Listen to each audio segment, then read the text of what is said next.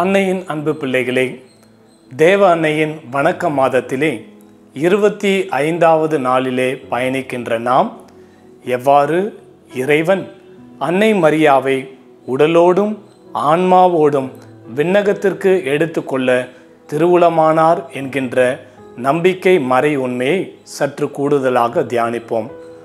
அன்னை மரியா உடலோடும் ஆன்மாவோடும் விண்ணகத்திற்கு எடுத்து கொள்ளப்பட்டார் என்று நாம் கூறுகின்ற பொழுது இந்த பின்வரும் அடையாளங்கள் ஆழப்படுத்தப்படுகின்றன. ஒன்று, அன்னை மரியாவினுடைய கல்லறை வெறுமையாக இருந்தது.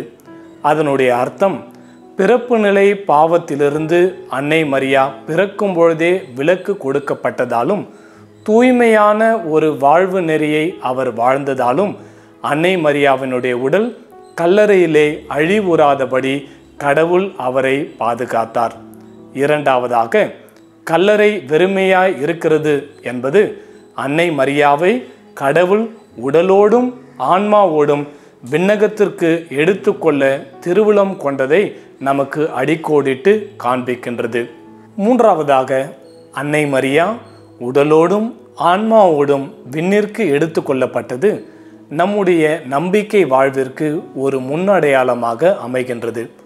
உலக முடிவிலே நாமும் உடலோடும் ஆன்மாவோடும் கடவுளினுடைய திருவுளப்படி உயிர்த்தெழுவோம் என்பதை நமக்கு இது அடிக்கோடிட்டு காட்டுகின்றது. ஜெபம். விண்ணுக்கும் மண்ணுக்கும் அரசியான அன்னையே, நீர் உடலோடும் ஆன்மாவோடும் விண்ணகத்திற்கு எடுத்துக்கொள்ளப்பட்ட போது அடைந்த மற்றற்ற மகிழ்ச்சியை குறித்து உம்மை வாழ்த்தி போற்றுகின்றோம். ஓ அன்னையே, நீர் இப்போது துன்பப் புயல் தாக்காத விண்ணக வீட்டில் வீற்றிருக்கின்றீர். ஆனால் துன்பமாகிய சூறை காற்றும் வேதனையாகிய புயலும் சுழற்றியடிக்கும் இவ்வுலகமாகிய கடலில் தத்தளிக்கும் எங்களை கைவிடாதேயும். நீர் எங்களுக்காக இறைவனிடம் உருக்கமாக பரிந்துரைக்க உம்மை மன்றாடுகிறோம். ஓ அன்னையே, எங்களை உமது கருணை கண் கொண்டு பார்த்து எங்களது மன்றாட்டுகளுக்கு இறங்கி நாங்கள் அனுபவிக்கும் தீமைகள் துன்பங்களை நீக்கி நாங்கள் ஈடேற்றத்தை அடைவதற்கு வேண்டிய அருளை பெற செய்வீர் என நம்பிக்கையோடு காத்திருக்கின்றோம். ஆமேன். இன்றைய தினத்தில் அடிக்கடி ஜெபிக்க வேண்டிய ஜெபம். ஓ அன்னையே, உமது அடைக்கலத்தில் நாங்கள் இருப்பது எத்துணை பேரின்ப பாக்கியம். இன்றைய தினம் செய்ய வேண்டிய நற்செயல்.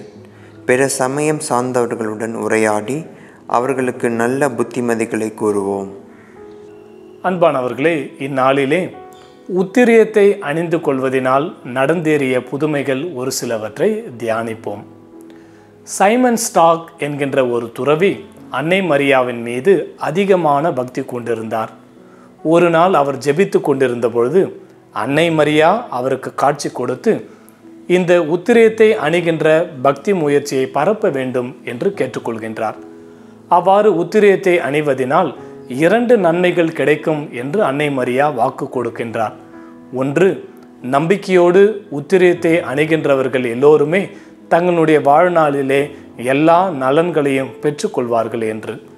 இரண்டாவதாக, அவர்களுடைய வாழ்வின் இறுதியிலே நரகத்தின் நெருப்பிலிருந்து அவர்கள் காப்பாற்றப்படுவார்கள் என்று. சைமன் ஸ்டாக் தன்னுடைய பங்கிற்கு இந்த ஒரு பக்தி முயற்சியை அவர் எல்லோருக்கும் பரப்பினார். திருத்தந்தை முதல் கடைநிலை கிறிஸ்தவர்கள் வரை, அரசர்கள் முதல் கடைநிலை போர் வீரன் வரை எல்லோருமே இந்த பக்தி முயற்சியினால் ஈர்க்கப்பட்டனர் என்பதே வரலாற்று உண்மை. இந்த உத்திரியத்தை அணிந்து கொண்டதினால் நடந்த ஒரு கூடுதல் புதுமையாவது, 13ஆம் ஞான பிரகாசியார் என்பவர் பிரான்ஸ் நாட்டு அரசராக இருந்தபொழுது ஒரு போரிலே இந்த உத்திரியத்தை அணிந்து கொண்டிருந்த ஒரு படை வீரரை நோக்கி ஒரு குண்டு தாக்கப்பட்ட பொழுது அவர் உத்திரியத்தை அணிந்திருந்ததனால் அவருடைய மேலாடை மட்டுமே துளைக்கப்பட்டது. அவருடைய உடலை அந்த குண்டு துளைக்கவில்லை. மாறாக உத்திரியத்தை அணிந்திருந்ததினால் அவருக்கு முன்பாகவே அது கீழே விழுந்து போயிற்று. இதை நேரிலே பார்த்து உறுதி செய்து கொண்ட அரசர் அவருடைய பங்கிற்கு அவரும் இந்த உத்திரிய பக்தி முயற்சியை பரப்பினார். இரண்டாவதாக, ஃப்ளாரன்ஸ் நகரத்திலே கூண்டை விட்டு வெளியேறிய சிங்கம் ஒன்று கர்ஜித்து கொண்டு அந்த நகரத்திலே இருந்த எல்லோரையும் பயமுறுத்தி கொண்டிருந்தது. துணிவில்லாதவர்களாய் எல்லோரும் தங்களுடைய வீட்டினுடைய கதவுகளை மூடிக்கொண்ட பொழுது அந்த ஒரு சிங்கம் தேவ அன்னையினுடைய சிற்றாலயத்திற்கு முன்பாக வந்து நின்றது.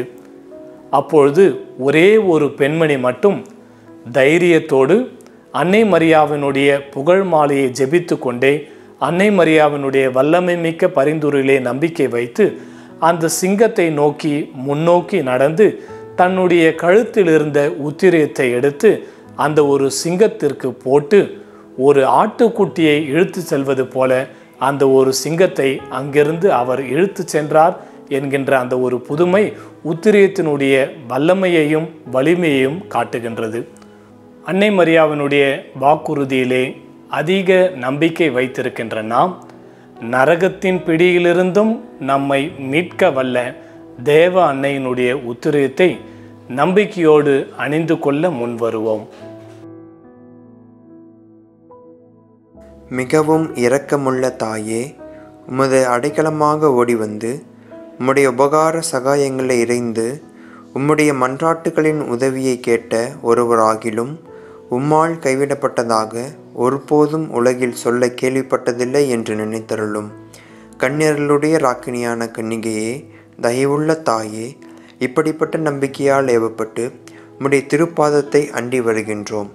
பெருமூச்சறிந்து அழுது பாவியாகிய நாங்கள் உமது தயாளத்தை காத்துக்கொண்டு உமது சமூகத்திலே நிற்கின்றோம். அவதரித்த வார்த்தையின் தாயே, எங்கள் மன்றாட்டை புறக்கணியாமல் தயாபரியாய் கேட்டு தந்தருளும். ஆமேன். ஜென்ம பாவமில்லாமல் உற்பவித்த புனித மரியாயே, பாவிகளுக்கு அடைக்கலமே, இதோ உமது அடைக்கலமாக ஓடி வந்தோம். எங்கள் பேரில் இரக்கமாயிருந்து எங்களுக்காக உம்முடைய திருக்குமாரனை வேண்டிக் கொள்ளும். அருள் நிறைந்த மரியே வாழ்க, ஆண்டவர் உம்முடனே, பெண்களுள் ஆசீர் பெற்றவர் நீரே, உம்முடைய திருவயிற்றின் கனியாகிய இயேசுவும் ஆசீர் பெற்றவரே. புனித மரியே, இறைவனின் தாயே, பாவிகளாயிருக்கிற எங்களுக்காக இப்பொழுதும் எங்கள் இறப்பின் வேளையிலும் வேண்டிக் கொள்ளும். ஆமேன். ஜென்ம பாவமில்லாமல் உற்பவித்த புனித மரியாயே, பாவிகளுக்கு அடைக்கலமே, இதோ உமது அடைக்கலமாக ஓடி வந்தோம். எங்கள் பேரில் இரக்கமாயிருந்து எங்களுக்காக உம்முடைய திருக்குமாரனை வேண்டிக் கொள்ளும். அருள் நிறைந்த மரியே வாழ்க, ஆண்டவர் உம்முடனே, பெண்களுள் ஆசீர் பெற்றவர் நீரே, உம்முடைய திருவயிற்றின் கனியாகிய இயேசுவும் ஆசீர் பெற்றவரே. புனித மரியே, இறைவனின் தாயே, பாவிகளாயிருக்கிற எங்களுக்காக இப்பொழுதும் எங்கள் இறப்பின் வேளையிலும் வேண்டிக் கொள்ளும். ஆமேன். ஜென்ம பாவமில்லாமல் உற்பவித்த புனித மரியாயே, பாவிகளுக்கு அடைக்கலமே, இதோ உமது அடைக்கலமாக ஓடி வந்தோம். எங்கள் பேரில் இரக்கமாயிருந்து எங்களுக்காக உம்முடைய திருக்குமாரனை வேண்டிக் கொள்ளும். அருள் நிறைந்த மரியே வாழ்க, ஆண்டவர் உம்முடனே, பெண்களுள் ஆசீர் பெற்றவர் நீரே, உம்முடைய திருவயிற்றின் கனியாகிய இயேசுவும் ஆசீர் பெற்றவரே. புனித மரியே, இறைவனின் தாயே, பாவிகளாயிருக்கிற எங்களுக்காக இப்பொழுதும் எங்கள் இறப்பின் வேளையிலும் வேண்டிக் கொள்ளும். ஆமேன். தந்தை, மகன், தூய ஆவியானவரின் பெயராலே. ஆமேன்.